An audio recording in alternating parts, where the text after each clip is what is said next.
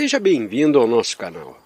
Vídeos novos de segunda a sexta-feira, às 7h30 e aos sábados e domingos com os melhores vídeos da semana.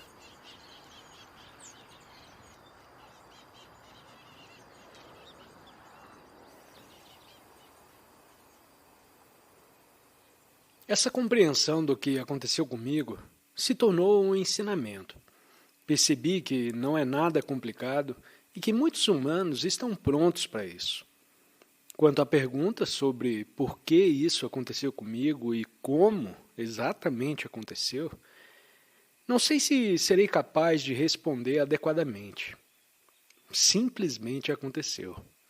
Não posso dizer que aconteceu porque o sentido egóico de mim mesmo decidiu. O que aconteceu foi uma desidentificação do pensamento.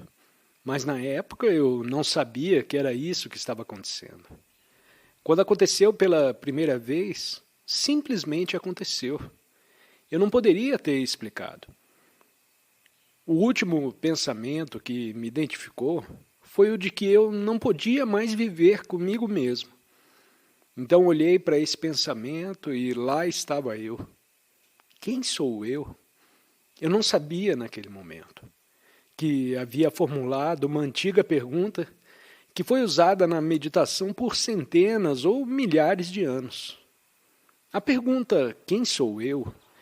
foi usada pelos professores espirituais na Índia ao longo dos tempos para levar as pessoas à compreensão. Essa pergunta surgiu espontaneamente em minha mente. Quem sou eu? Parecia estranho porque a frase "eu não posso viver comigo mesmo" implicava a presença de duas pessoas, o eu e o eu. Isso era tão estranho que me perguntei quem eu realmente era, se não podia viver comigo mesmo. Essa pergunta, quem sou eu, me levou à compreensão da essência do eu, do que significa ser eu. Percebi que meus pensamentos não eram realmente eu. Me desidentifiquei do eu infeliz que contava histórias infelizes o tempo todo. A sensação de eu não estava mais vinculada ao pensamento. Ela se retirou do pensamento porque não suportava mais. Foi assim que aconteceu. Simplesmente não suportava mais. O eu infeliz se dissolveu e restou apenas a presença. A grandeza, a serenidade inerente e atemporal. Essa é a verdadeira fonte da identidade de todos, a verdadeira fonte do ser sem forma.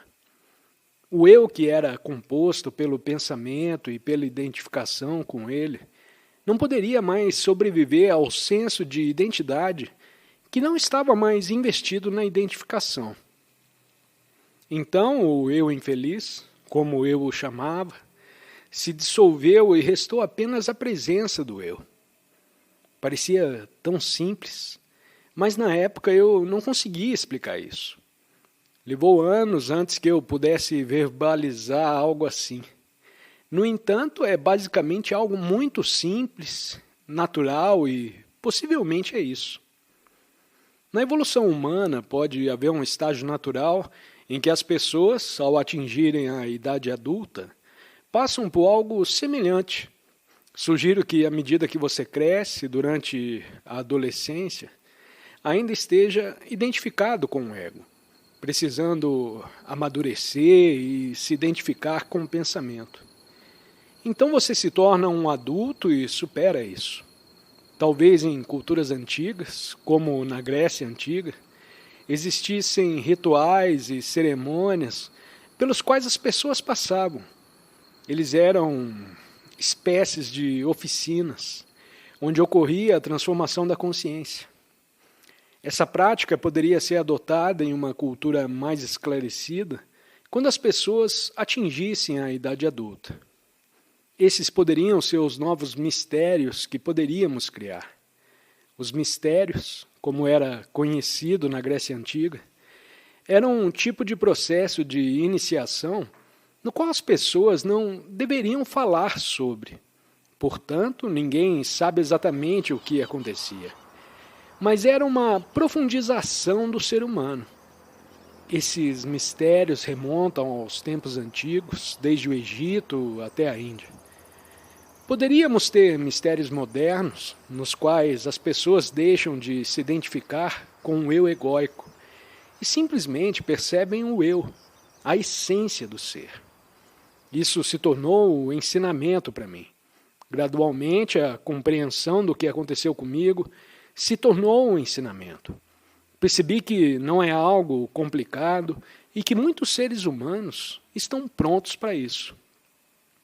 Foi uma surpresa quando percebi pela primeira vez, quando o poder do livro, o poder do agora surgiu. Sem qualquer publicidade, mais e mais pessoas começaram a lê-lo nos primeiros meses. No início, quando o livro foi concluído, pensei que algumas pessoas poderiam responder a ele. E tudo bem se ninguém quisesse comprá-lo. Eu disse a mim mesmo, vou vender tomates para ganhar a vida. Eu não sabia, eu só vim. E então percebi que muitas pessoas estavam prontas.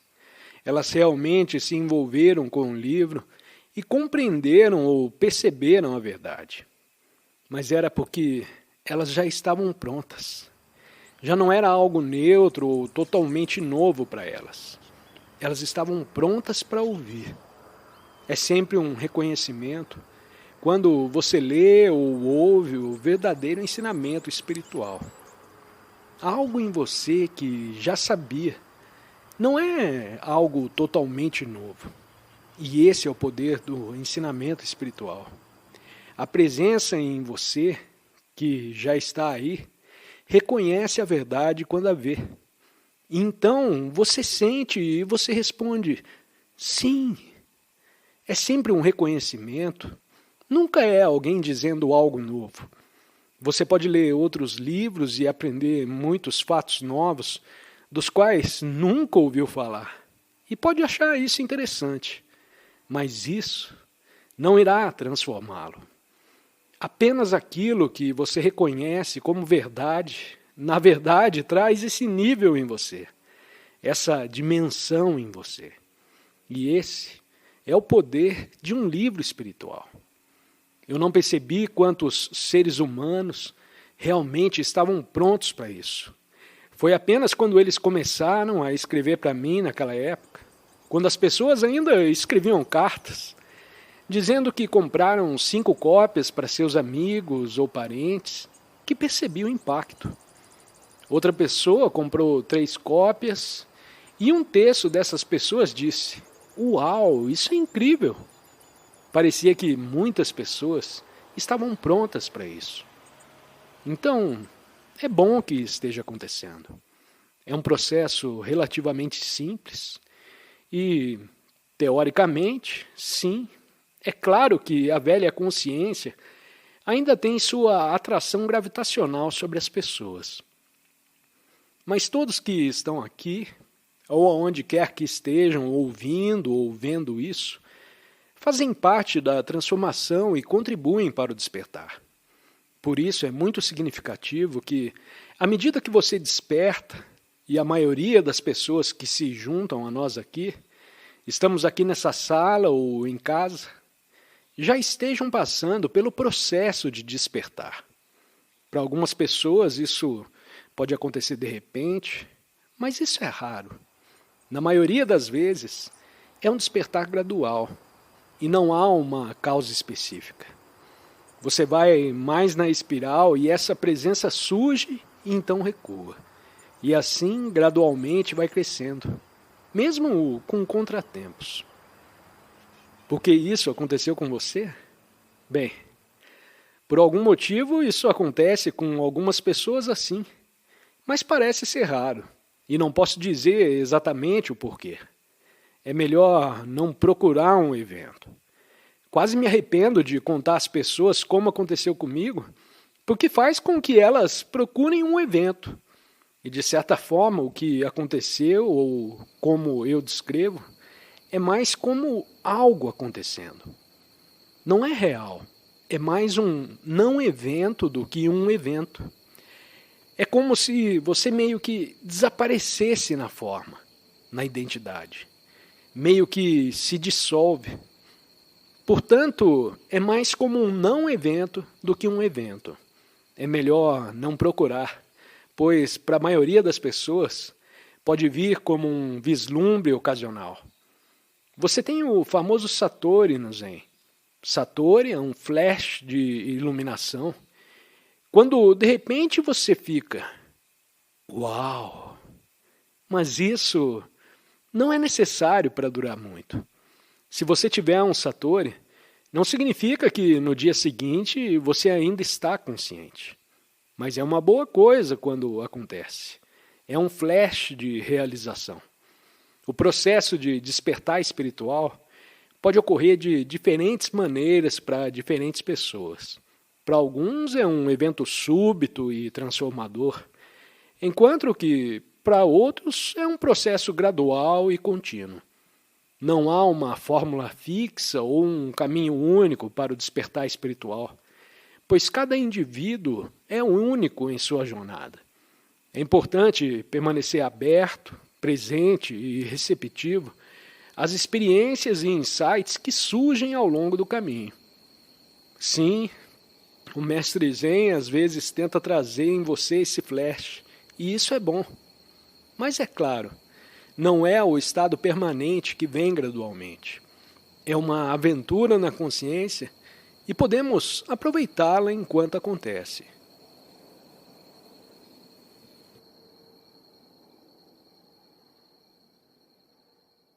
Se gostou da música e quiser ter acesso a mais conteúdo semelhante, visite o canal Liked Sounds e inscreva-se para receber mais conteúdo semelhante. Muito obrigada e até a próxima!